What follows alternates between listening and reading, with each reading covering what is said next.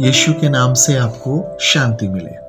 हम में से प्रत्येक लोग 2024 में 29 तारीख मार्च के महीने में गुड फ्राइडे को सेलिब्रेट कर रहे हैं और इस उपलक्ष्य में आप सबको बहुत बहुत बधाइयाँ। अब प्रश्न ये उठता है कि इसमें बधाई देने की क्या जरूरत है? एक व्यक्ति की मौत हो रही है, एक व्यक्ति मारा जा रहा है और हम आपस में एक दूसरे को जय मसीह की बोल रहे हैं, बधाइयाँ दे रहे हैं। एक बार की बात है, एक व्यक्ति ने इस प्रकार से पूछा, I asked to Jesus, how much do you love me?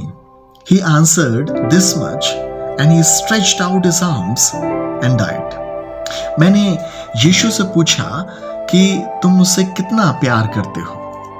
उन्होंने अपनी बाहों को फैलाकर बोला इतना, और उसके बाद उन्होंने अपने प्राणों की आहुति दे दी और अपना बलिदान दे दिया। मैं कई बार गुड फ्राइडे को मनाया तो करता था और उसके बाद में रिजरेक्शन डे को भी सेलिब्रेट किया करता, लेकिन कभी जान नहीं पाया कि इसके अंदर छिपे हुए इतने रहस्य क्या है क्या आखिर ये गुड फ्राइडे क्यों मना रहा हूं मैं जाता था चर्च के अंदर और बहुत सारे एक्टिविटीज में इन्वॉल्व होता था और बहुत सारे कार्यक्रम हुआ करते थे, उनमें शामिल होता था। उसके बाद में खाना, और ये हमारे लिए एक सेलिब्रेशन था। लेकिन इसकी गंभीरता को उतना बारीकी से समझने का मैंने कभी प्रयास भी नहीं किया और ये एक धर्म की चीज मेरे लिए पाई गई, लेकिन मैं समझ ही नहीं पाया जब तक कि परमेश्वर की महान योजना के तहत पवित्र आत्मा जी के समझाए जाने के द्वारा मैं इस चीज को बड़ी बारीकी से जब तक नहीं देख पाया, तब तक मैं इसके रहस्य को अपने जीवन और अपने मन में बिल्कुल नहीं समझ पाया। गुड फ्राइडे परमेश्वर की एक महान योजना है, अच्छे फ्राइडे,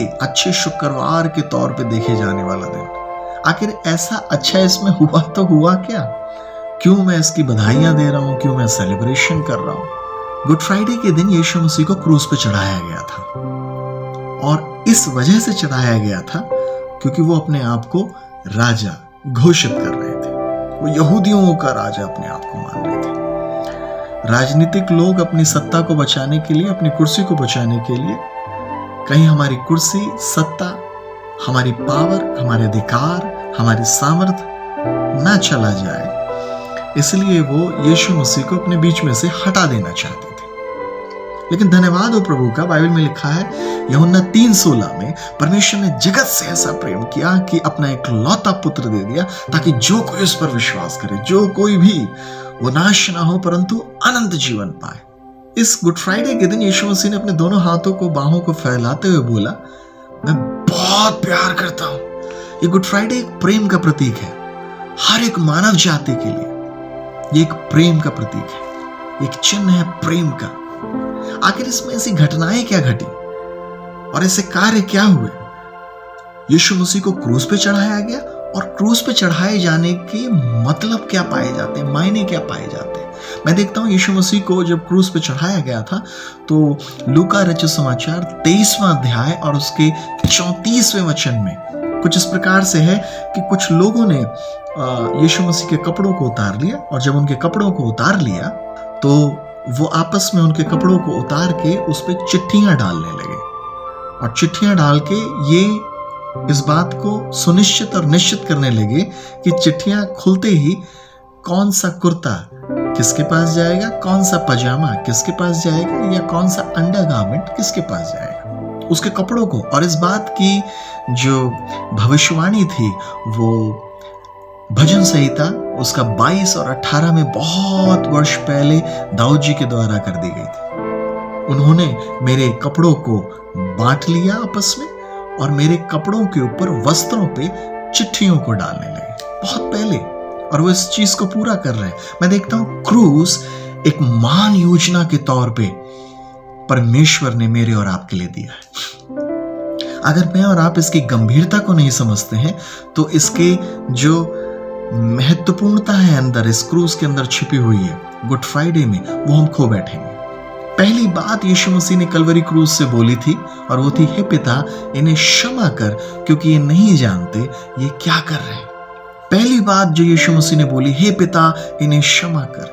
क्रूस एक क्षमा का प्रतीक बन गया, क्षमा की योजना का प्रतीक बन गया। Cross was the plan of forgiveness. क्रूस एक क्षमा की योजना बन गई जो कि परमेश्वर की ओर से निर्धारित थी। कुछ योजनाओं के बारे में हम लोग देखेंगे।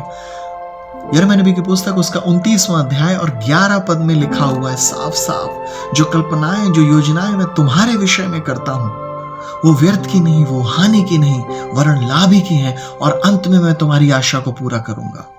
For the plans I have planned for you, I know them, the plans of prosperity, not to harm you, and the plans for future and to give you a hope. ऐसी योजनाएं जिनके अंदर बेहतर भविष्य है, ऐसी योजनाएं जिनके अंदर बेहतर योजना, उत्तम आशा छिपी हुई है। कलवरी क्रूस पे लटके हुए सर्वप्रथम जो बात यीशु मसीह ने बोली थी वो क्षमा की थी, और इसलिए यीशु मसीह ने मत्ती रचित सुसमाचार 5वें अध्याय में 44वें पद में उस बात की पुष्टि करी हुई है, जो तुम्हारे सताने वाले हैं उन सब के लिए तुम प्रार्थना करो, और जो तुम्हारे बैरी हैं उनसे प्रेम करो। जो यीशु मसीह अपने जीवन से बोला करते थे उसे वो करा करते थे। दूसरे शब्दों में अगर बोलने की कोशिश करूं, जो बातें यीशु मसीह ने अपने जीवन में प्रैक्टिस करी उन सबको यीशु मसीह ने शिक्षाओं के तौर पे लोगों को बोल दिया। क्रूस सबसे पहली एक बहुत महान योजना है क्षमा की। अगर आज मैं और आप प्रभु यीशु मसीह के जीवन को जी रहे हैं, उसके अनुयायी कहलाते हैं, और अगर एक दूसरे को क्षमा नहीं करते, बाइबल में लिखा हो यदि तुम एक दूसरे के पापों को क्षमा ना करोगे तो तुम्हारा स्वर्गीय पिता भी तुम्हारे पापों को, अपराधों को क्षमा ना करेगा। कलवरी क्रूस पे चढ़े हुए यीशु मसीह इस बात की पुष्टि कर रहे थे। वो लोग जो उनके साथ अत्याचार कर रहे थे, बदतमीजियां कर रहे थे, उनको नंगा कर दिया, उनके कपड़ों पे चिट्ठियां डाल रहे थे, उनकी क्षमा की घोषणा कलवरी क्रूस से कर रहे हैं। Cross, a plan of forgiveness. क्रूस एक क्षमा की योजना बन जाता है। जो योजनाएं, जो कल्पनाएं मैंने तुम्हारे लिए कर रखी हैं वो व्यर्थ और हानि की नहीं है, वरन लाभ की हैं। क्या लाभ छिपा था गुड फ्राइडे में? क्यों मैं आज जय मसीह करके हैप्पी गुड फ्राइडे बोल रहा हूं एक दूसरे को? क्योंकि इस गुड फ्राइडे में कलवरी क्रूस से क्षमा निकल रही है। इस गुड फ्राइडे में कलवरी क्रूस से क्षमा की घोषणा हो रही है, और ये परमेश्वर की एक योजना थी कि मानव जाति के पापों को क्षमा कर दिया जाए, मानव जाति के पापों को क्षमा कर दिया जाए। दूसरी बात मैं बहुत आयत से देखने की कोशिश करता हूँ। लूका रचित समाचार उसका 23वां अध्याय और उसका 44वां 43 वर्ष के अंदर, जहां दो डाकू, जहां दो चोर यीशु मसीह के एक दाहिने, एक यीशु मसीह के बाएं लटका दिए गए थे, और उसमें से एक जो था वो यीशु मसीह के लिए गंदे शब्द और गलत शब्दों को बोल रहा था। अगर तू परमेश्वर का पुत्र है, अगर तू यहूदियों का राजा है, तो अपने आप को बचा ले।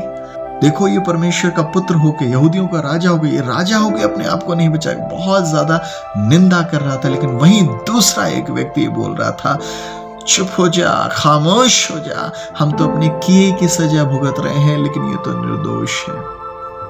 यीशु मसीह ने उस व्यक्ति को लूका रचित सुसमाचार 23वें अध्याय के 44वें पद में बोला, आज ही तू मेरे साथ फिरदौस, उर्दू का शब्द है, आज ही तू मेरे साथ स्वर्गलोक में होगा, फिरदौस में होगा। आज ही तू मेरे साथ हेवन में होगा, पैराडाइज में होगा।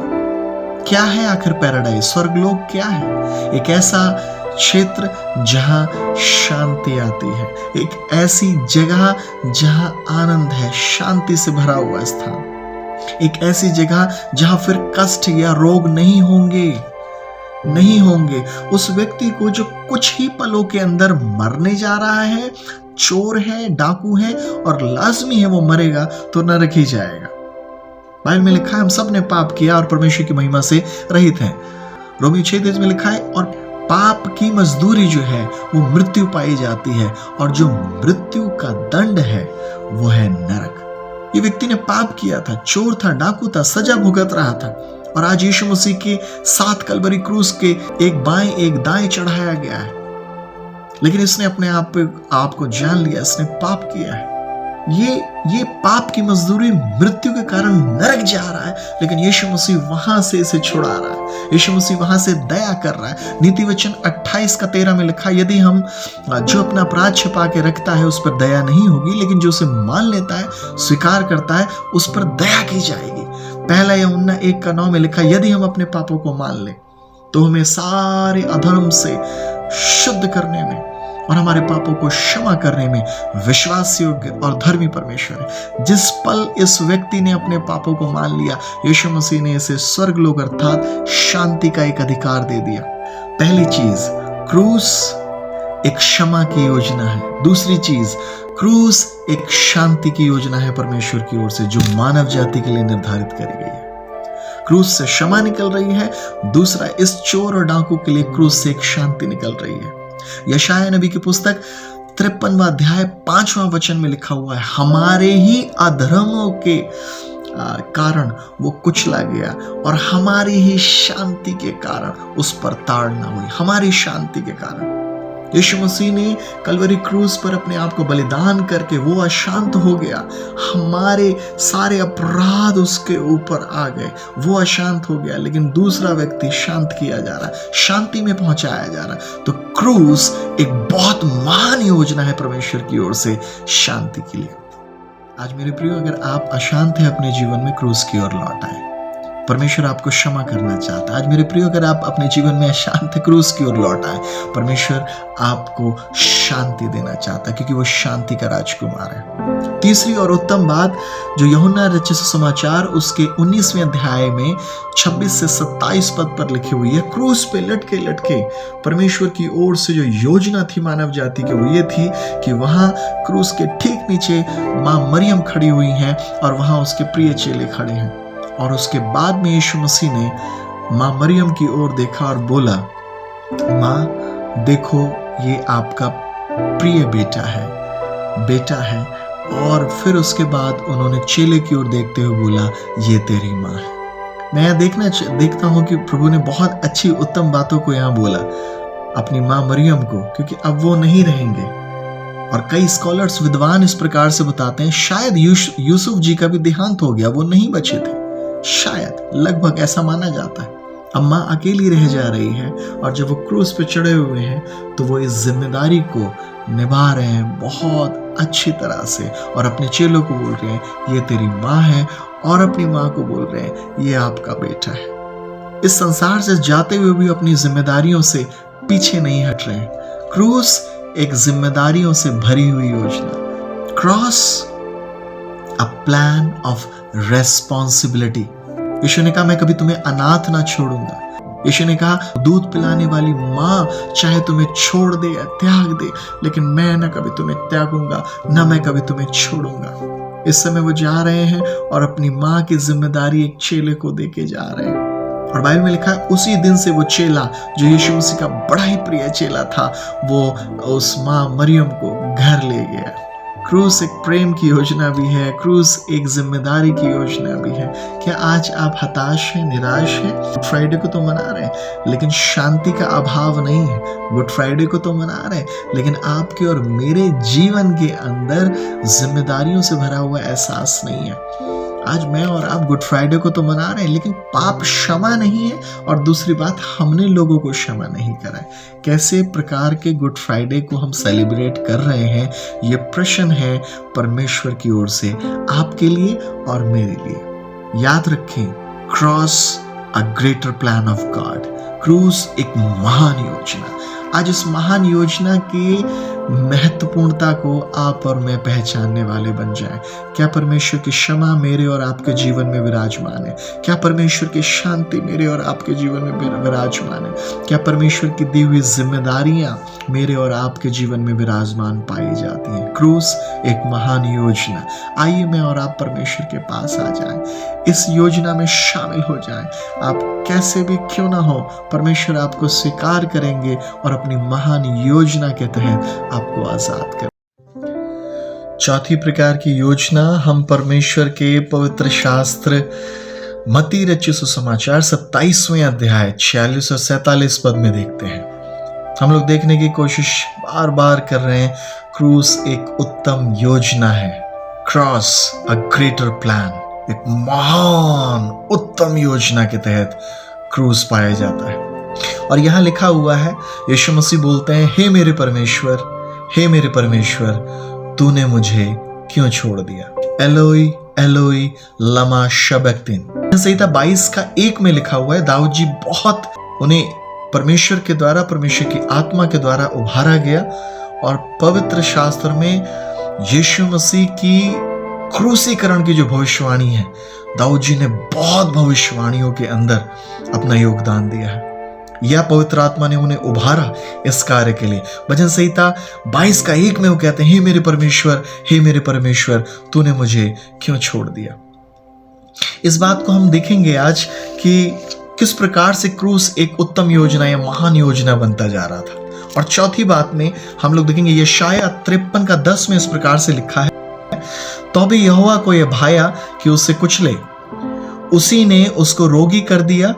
जब तू उसका प्राण दोष बलि करे, तब वह अपना वंश देखने पाएगा, वह बहुत दिन तक जीवित रहेगा, उसके हाथ से यहोवा की इच्छा पूरा होगी।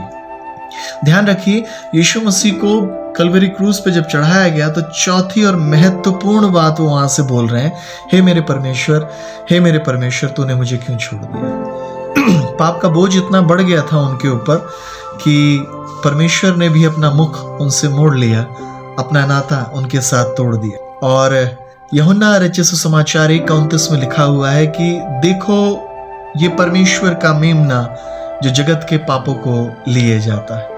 आखिर क्या हो रहा था यहाँ? मैं एक बहुत उत्तम चीज देखने की कोशिश कर रहा था कि क्रूस किस प्रकार से एक महान योजना के तौर पे आया। और क्या थी ये योजना? 3 योजनाओं को तो हमने अभी देखा। चौथी और महत्वपूर्ण योजना थी, इस क्रूस की मौत के द्वारा परमेश्वर ने अपना मुख यीशु मसीह से फेर लिया, अपना नाता यीशु मसीह से तोड़ लिया, जिसके कारण वो बहुत ज्यादा दुखित है और कह रहे हैं, हे मेरे परमेश्वर, तूने मुझे क्यों छोड़ दिया। यहोवा को ये भाया कि उसे कुचले, यहोवा को भाया कि उसे रोगी करे, ताकि उसके कुचले जाने से, उसके रोगी बन जाने से, उसके तोड़े जाने से उसका वंश बना रहे, या वो अपने वंश को और आगे तक देखने पाए। अगर वो मारा जाएगा तब उसमें से वंशावली, वंशज लोग आगे पनपने पाएंगे। अगर वो मारा जाएगा तब उनकी आयु बढ़ने पाएगी। पुराने नियम में लय व्यवस्था में आप इस चीज को पाएंगे, जब कोई पाप बलि या दोष बलि चढ़ाया करता था तो खासकर मनुष्य के अंदर जो दोष होते थे या पाप होते थे, उसके लिए उन्हें एक मेढ़ा, रैम लाना पड़ता था, जानवर जो कि ऑलमोस्ट जैसे भेड़ है। और जब वो लाते थे तो उसके सर के ऊपर हाथ रखते थे, जिसकी ये मान्यता थी कि उनके जो पाप हैं, दोष हैं, वो उसके अंदर ट्रांसफर हो रहे हैं, उसके अंदर समा रहे हैं, जा रहे हैं। तो अपनी जगह वो ना बलिदान हो जाए, वो एक जानवर के बलिदान को दे रहे और उसके माथे पे अपने हाथ को रखते थे। और उसके बाद ये माना जाता था कि इस व्यक्ति के पाप उसके अंदर शिफ्ट हो गए हैं, ट्रांसफर हो गए हैं, और उसके बाद उसका बलिदान चढ़ा दिया जाता था। क्योंकि जिसके अंदर पाप है, पाप की मजदूरी मृत्यु थी, केवल एकमात्र ही सहारा था जिसे उससे सब्स्टिट्यूट किया जाए, और वो था मौत।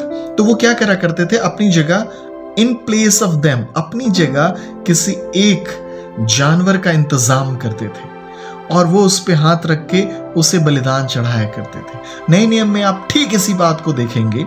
अच्छा, इस जानवर के बलिदान होने से जब इसमें ट्रांसफर हुए सिन, और जैसे ही ये बलिदान हुआ, इस बात का प्रतीक था ये मरेगा, ये बलिदान होगा तो इस मनुष्य की लंबी आयु हो जाएगी, ये अधिक अधिक जीने वाला बन जाएगा। अर्थात इसका जीवन इस जानवर के ऊपर अब आधारित है, इसके पाप इसमें ट्रांसफर होंगे, उसका लहू बहाया जाएगा और तब जाके ये मनुष्य जिएगा, इसमें जीवन। और यही यहाँ लिखा हुआ है, अपना वंश दे, दोष बलि करे, तब वह अपना वंश देखने पाएगा, वह बहुत दिन जीवित रहेगा, उसके हाथ से यहोवा की इच्छा पूरी हो जाएगी। बहुत दिन जीवित रहेगा, बहुत दिन जीवित रहेगा।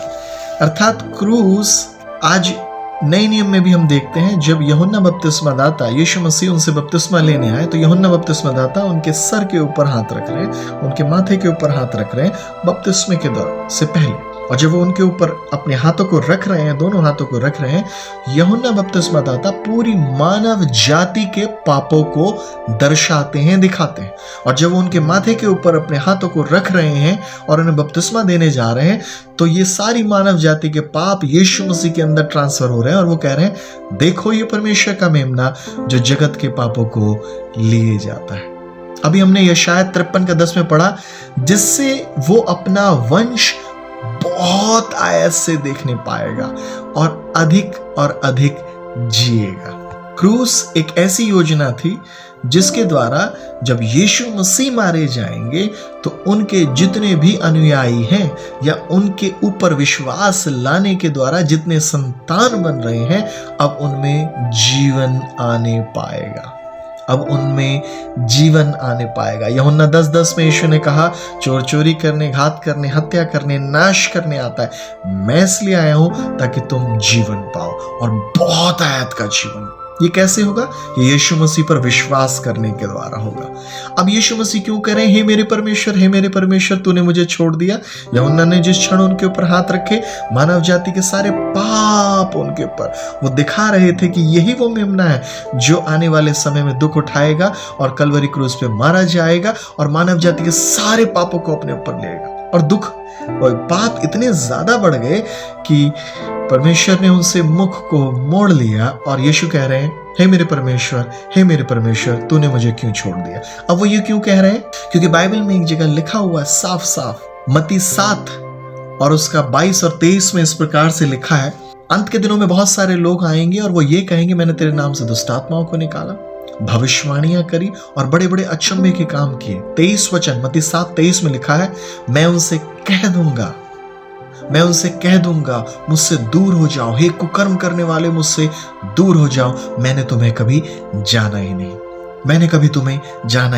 ये सेम एक एक्सप्रेशन जो भाव है यहां जो दिया गया, मैंने तुम्हें कभी जाना ही नहीं, यीशु मसीह के ऊपर पाप आने के द्वारा यही सेम तरह का कार्य, बिल्कुल समांतर तौर पे कार्य घटा। जब पाप का बोझ, पाप उनके ऊपर बहुत आ गया, तो वही वचन जो यीशु मसीह वहां कह रहे थे, सेम कलवरी क्रूस पे जब वो प्राणों की आहुति दे रहे, हे मेरे परमेश्वर तूने मुझे क्यों छोड़ दिया, वो इस बात को दर्शा रहा था कि अब इनके ऊपर पाप, बहुत मानव जाति का सारा पाप आ गया है, जिसके कारण परमेश्वर की उपस्थिति इनके अंदर से चली गई है या इनसे हट गई है, यीशु से हट गई है। दूसरा कुरिन्थियों 5 और 21 में लिखा है, He who knew no sin became sin for us, जिसने कभी पाप को जाना ही नहीं, वो हमारे लिए पाप बन गया। आपको पता है, क्रूस एक बहुत बड़ी महान योजना बन गया और इस क्रूस से एक योजना आ रही है, चौथी और बहुत महत्वपूर्ण योजना, और वो थी अनंत जीवन की योजना। जब परमेश्वर का नाता प्रभु यीशु मसीह से टूट गया, बाइबल में लिखा है कि वो जो मेमना या मेढ़ा होगा, वो अपने प्राणों की आहुति देने के द्वारा वंश को बढ़ा देगा और उसके कारण बहुत ज्यादा जीवन उन लोगों में आ जाएगा। अनंत जीवन यीशु मसीह के द्वारा आया है। क्रूस एक ऐसी योजना बन गया जो कि जीवनदायक योजना है, जीवन देने वाली योजना बन गया। क्रूस ही के द्वारा जीवन आ गया। और जब यीशु मसीह मारे गए, वो तो घट गए, पाप बलि दोष बलि बन गए, लेकिन उनके द्वारा मानव जाति के अंदर एक अनंत जीवन आ गया। पांचवी एक महत्वपूर्ण बात हम लोग देखेंगे जो कि परमेश्वर के वचन में मिलती है। यूहन्ना समाचार 19वां अध्याय और 28 वचन में बिल्कुल साफ साफ वहां लिखा हुआ है, और वहां लिखा हुआ है, मैं प्यासा हूं। यीशु मसीह ने पांचवा कथन जो बोला, क्रूस से जो एक योजना निकल के आ रही थी, पांचवी और खास योजना, वो ये थी, मैं प्यासा हूं। यीशु मसीह ने ये सेंटेंस या कथन बोला, लेकिन इसके पीछे योजना क्या छिपी थी? यीशु मसीह को मत्ती रचित सुसमाचार 27वें अध्याय 34वें वचन में जब उन्हें क्रूस पे चढ़ाया गया तो उन्हें एक मुर्र मिला हुआ, बाइबल जवाब देती है मायर ऐसे करके लिखा हुआ है, नशीला पदार्थ मिला के दाखरस में दिया गया, जिसे उन्होंने नहीं लिया। जब कोई व्यक्ति क्रूस पे चढ़ाया जाता था तो उसे दाखरस में या अंगूर के रस के अंदर कुछ नशीला या सिरका कहा जाए तो ज्यादा अच्छा होगा, उसमें मिला के नशीले पदार्थ दिए जाते थे, जिसके कारण उस व्यक्ति का जो दुख है, उस व्यक्ति का जो कष्ट है, वो कम हो जाए। और हम देखते हैं मत्ती रचित सुसमाचार उसका 27वें अध्याय और 34वें वचन में यीशु मसीह ने वो नहीं पिया। लेकिन जब वो प्राणों की आहुति देने के लिए नजदीक आ गए, हे पिता मैं अपनी आत्मा तेरे हाथों में सौंपता हूं, तब उन्होंने फिर उसे होंठ पे लगाया, उसे चुसाया, लेकिन उन्होंने नहीं लिया। अर्थात क्रूस से एक ऐसी योजना, महान योजना बन गई जो दुख उठाने की योजना है। चौथी बात हमने देखी थी, क्रूस एक अनंत जीवन की योजना बन गई है। अ plan of eternal life, cross a plan of eternal life. पांचवी बात हम देख रहे हैं, वो जो रस उन्हें दिया दाखरस का पीने के लिए नशीला, वो उन्होंने नहीं लिया। अगर वो ले लेते तो यूहन्ना रचित सुसमाचार उसका 4 अध्याय 14वें पद में आपको याद होगा, यीशु मसीह एक सामरी स्त्री से बात कर रहे हैं और 14वें पद में वो उसे बताने की कोशिश करते हैं, जो मुझ पर विश्वास रखेगा, जो जल मैं उसे देता हूं वो उसे पिएगा और अनंत काल तक कभी प्यासा ना होगा। जो मुझ में विश्वास रखेगा, मैं उसे एक ऐसा जल दूंगा जो उसे पिएगा और अनंत काल तक प्यासा ना होगा। यूहन्ना 7:37 और 38 में यीशु मसीह बताते हैं, जो कोई प्यासा हो मेरे पास आए, जो कोई प्यासा हो और मेरे पास आए और मुझ में से पिए, क्योंकि जैसा पवित्र शास्त्र में लिखा हुआ है, उसके अंदर से जीवन के जल की नदियां बह निकलेंगी। वाटर फाउंटेन उसके अंदर से आ जाएगा, एक सोता। और यूहन्ना 7वें अध्याय बोल रहा है, उसके अंदर से जीवन की जल की नदियां बह निकलेंगी। जो प्यासा हो मेरे पास आए। मैं कुछ इस प्रकार से देखता हूं, पांचवी और उत्तम बात, यीशु ने कहा मैं प्यासा हूं। वो प्यासा हो गया, वो दुखित हो गया, लेकिन उसने मेरे और आपकी आत्मिक जीवन की प्यास को मिटा दिया। अगर उस दिन वो नशीले पदार्थ का मिला हुआ सिरका या दाख रस को ले लेता और पी लेता, तो जी उठने के बाद वो मेरे और आपके आत्मिक जीवन की प्यास को कभी ना बुझा पाता। और खासकर वो जीवन का जल पवित्र आत्मा के विषय में उस दिन बात कर रहे थे। क्रूस एक ऐसी योजना बन गया जिसके द्वारा दुख उठा के यीशु मसीह ने मैं प्यासा हूं कहा और उसने दुख को उठाया। किस तरह के दुख को उठाया? कल्वरी क्रूस पे उसने नशीले पदार्थ को नहीं पिया और वो खुद तो प्यासा हो गया, लेकिन उसने मेरे और आपकी प्यास को बुझा दिया। सोच के देखिए, प्रभु यीशु मसीह कल्वरी क्रूस से एक अनंत जीवन की योजना बन जाता है। सोच के देखिए, ध्यान दीजिए, वो कहता है मैं प्यासा हूं और वो खुद दुख में हो जाता है। दुख उठाने की योजना, अ plan of suffering, a plan of eternal life. ये 2 और महत्वपूर्ण बातें कल्वरी क्रूस से यीशु मसीह ने बहुत ऐसे पूरा करी। अभी तक जो हम योजनाएं देख रहे थे परमेश्वर के वचन में, उसमें छठी योजना परमेश्वर अपने वचन के द्वारा हम पे उड़ेलते हैं, जो कि हमें यूहन्ना रचित सुसमाचार उसका 19वां अध्याय और 30 वचन में पाई जाती है। और जैसे ही यीशु मसीह को वो सिरका जो मैं अभी बता रहा था दिया गया, उसके होंठों पे लगाया और उसने ऊंचे शब्दों से चिल्लाते हुए कहा, पूरा हुआ, इट इज फिनिश्ड, पूरा हुआ। आखिर क्या पूरा हुआ था जिस चीज को वो कल्वरी क्रूस से ऊंची आवाज से बोल रहे हैं? यूहन्ना रचित सुसमाचार उसका 4 अध्याय और 34 वचन में लिखा, यीशु ने उनसे कहा, मेरा भोजन यह है कि मैं अपने भेजने वाले की इच्छा के अनुसार चलूं और उसका काम पूरा करूं। ध्यान दीजिए, मैं अपने भेजने वाले की इच्छा के अनुसार चलूं और उसका काम पूरा करूं। यूहन्ना 5 और 36वें वचन में लिखा हुआ है, परंतु मेरे पास जो गवाही है वो यूहन्ना की गवाही से बड़ी है, क्योंकि जो काम पिता ने मुझे पूरा करने को सौंपा है, पिता ने मुझे काम करने को सौंपा है, अर्थात यही काम जो मैं करता हूं वो मेरे गवाह हैं कि पिता ने मुझे भेजा है। परमेश्वर ने अपने पुत्र को एक कार्य सौंपा था और वो कार्य था कल्वरी क्रूस तक जाने का।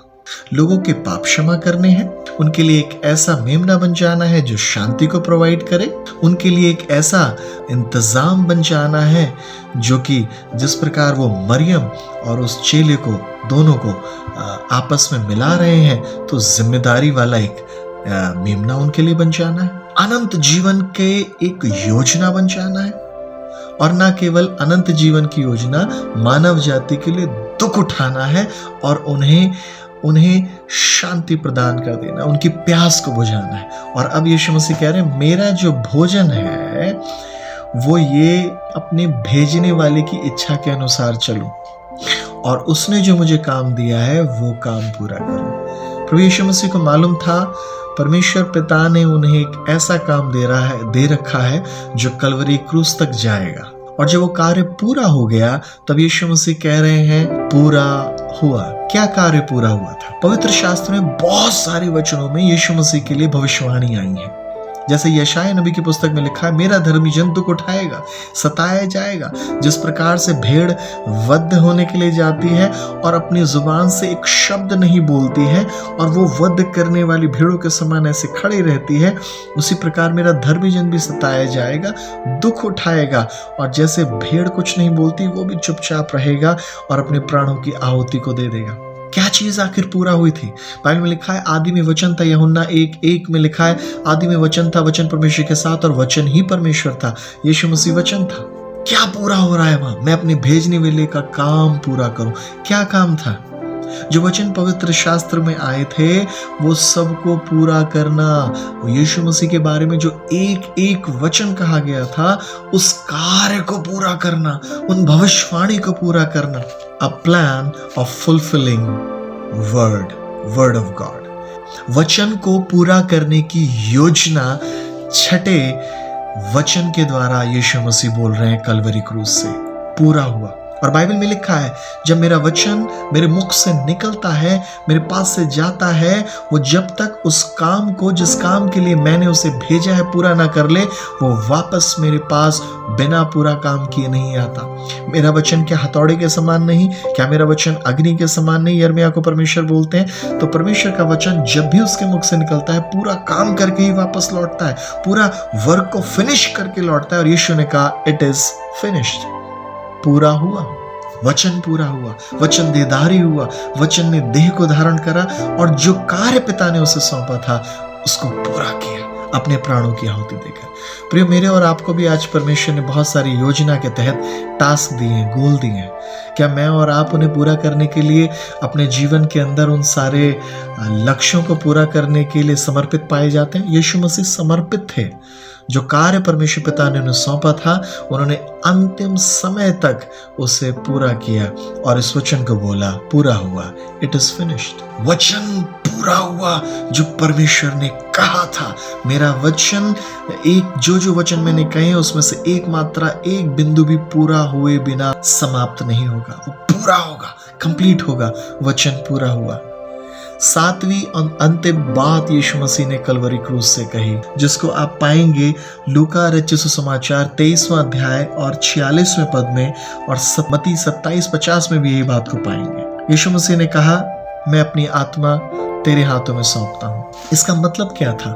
इस बात को पढ़ने के लिए हम यूहन्ना रचित सुसमाचार 10वां अध्याय और उसका 17 और 18 पद में लिखा है पिता मुझसे प्रेम रखता है क्योंकि मैं अपना प्राण देता हूं ताकि उसे फिर ले लूं। 18 वचन में लिखा है कोई मुझसे उसे जबरदस्ती नहीं लेता वरन मैं उसे खुद देता हूं। यीशु ने बहुत ऊंचे शब्द से पुकार के कहा था पूरा हुआ, और उसके तुरंत बाद मैं अपनी आत्मा तेरे हाथों में सौंपता हूं। मैं सोच रहा था इसका मतलब क्या था। इस योजना का जो कलवरी क्रूस से बोली गई थी अंतिम लास्ट योजना का मतलब क्या था? ये अंतिम और लास्ट जो योजना थी, यीशु कह रहे हैं पिता मुझसे प्रेम रखता है क्योंकि मैं अपने प्राणों को देता हूं। हे पिता, मैं अपनी आत्मा तेरे हाथों में सौंपता हूं। और जब वो सौंप रहे हैं, यीशु ने यूहन्ना समाचार में से कई बार 6 बार तकरीबन मैंने नोट किया बोला है I have come out of father. मैं पिता में से निकला हूं, मैं पिता में से निकला हूं। फिर बोलते हैं पिता के पास जा रहा हूं। उन्हें मालूम था जहां से वो आए हैं वहां वापस उन्हें लौटना है। जिस आत्मा के द्वारा जहां से वो निकले हैं, पिता में से निकले, अब वो वापस वहां लौट रहे हैं और कह रहे पिता मुझसे प्रेम रखता है क्योंकि मैं अपने प्राणों को देता हूं। लास्ट और अंतिम योजना जो क्रूस से थी वो थी द प्लान ऑफ लव। हमने शुरुआत कहां से कही थी? प्रेम की योजना। एक व्यक्ति ने पूछा था कि आप मुझसे कितना प्यार करते हो। उसने अपने हाथों को फैलाया, बाहों को फैलाया और उसने अपने प्राणों की आहुति दे दी और कहा इतना मैं प्यार करता हूँ। पिता मुझसे प्यार करता है क्योंकि मैं अपने प्राणों को देता हूँ। लास्ट और अंतिम जो योजना क्रूस से मानव जाति की निकल रही है वो है प्रेम की योजना। यूहन्ना 3:16, परमेश्वर ने जगत से ऐसा प्रेम किया कि अपने इकलौते पुत्र को पूरी मानव जाति के लिए दे दिया, ताकि जो कोई उस पर विश्वास करे नाश न हो वरन अनंत जीवन पाए। प्रभु इन वचनों के द्वारा आपको आशीष दे। परमेश्वर जगत से प्रेम कर रहा है। परमेश्वर पुत्र प्रभु यीशु से प्रेम करता है क्योंकि यीशु मसीह उसकी आज्ञाओं में अंतिम समय तक बने रहे थे। और कलवरी क्रूज से अंतिम योजना जो निकल रही है वो प्रेम की है। आज परमेश्वर बाहें फैलाए सबका इंतजार कर रहा है, बड़े प्रेम से, बड़ी दया के साथ, और वो हर एक को प्रेम करता है जो उसके पास आएगा। A greater plan. क्रूस एक महान योजना बन गया है मानव जाति के लिए। क्रूस एक महान योजना बन गया है मानव जाति के लिए। अगर आप इस योजना का भाग होना चाहते हैं, अपने आप को नम्रता दीनता से प्रभु के चरणों में ले आइए। परमेश्वर क्रूस के बलिदान के द्वारा, पुत्र प्रभु यीशु मसीह को बलिदान करने के द्वारा हमें अनंतकालीन सुख की योजनाओं में जोड़ना चाहता है, ताकि मैं और आप नाश न हो, हम लौट आए, हम परमेश्वर पर विश्वास रखें, ताकि उसकी दया मेरे और आपके लिए काफ़ी हो, और इस गुड फ्राइडे को मैं और आप उसके महान प्रेम को देखने वाले बन जाएं, जो कि कलवरी क्रूज से जुड़ा हुआ है। आइए हम प्रार्थना करें। प्यारे प्रभु, मैं आपका बेटा होने के नाते आपके वचनों को आपके बच्चों तक लेके आया हूँ। प्रभु, इन बच्चों के साथ हो, कलवरी क्रूज की वो महान योजना ये पहचानने वाले बन जाए। प्रभु, आप दया करें। क्रूज एक महान योजना, क्रॉस अ ग्रेटर प्लान, ये आपका प्लान है परमेश्वर। आपने कहा है मैं तुम सबके लिए जो योजनाएं बनाता हूँ वो हानि की नहीं, किसी व्यर्थ बातों की नहीं, वरन लाभ की हैं। प्रभु, हर एक मानव जाति आपकी उत्तम और अच्छी योजना में जुड़ के आपको धन्यवाद करे। ये मेरी इन सब के लिए प्रार्थना है, और पाप से छूट के मुक्तिदाता की ओर लौट आए। सारा आदर मान आपको देते हैं, यीशु ही के नाम से मांगते हैं, आमीन। यीशु आपको शांति दे और अपने जय के उत्सव में ले चले। क्रूस एक महान योजना है। क्रूस के पास आए और जीवन को पाए। जय मसीह।